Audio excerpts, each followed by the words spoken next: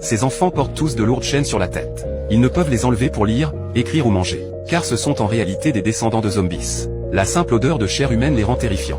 Dans le futur, les humains étudient ces zombies de deuxième génération. Contrairement aux zombies normaux, ils peuvent parler et penser, et sont même plus intelligents et sensés que les enfants normaux. Chaque matin, Lisa s'installe dans son fauteuil roulant et ajuste soigneusement les sangles. Lorsque les soldats arrivent avec leurs armes, Lisa les salue et les laisse docilement l'attacher, leur rappelant même de bien vérifier. Mais les soldats l'ignorent.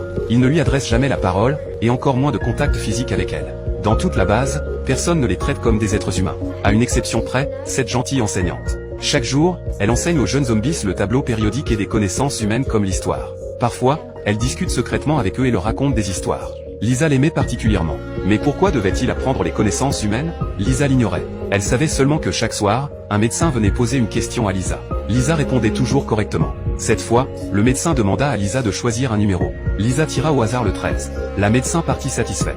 Le lendemain, Lisa fut envoyée en classe comme d'habitude.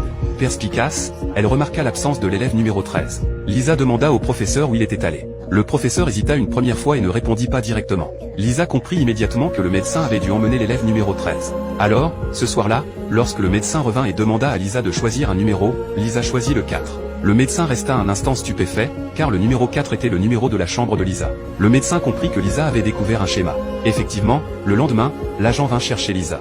Il ne l'emmena pas en classe, mais la poussa dehors. Lisa, enfermée là depuis son enfance, découvrit le monde extérieur pour la première fois.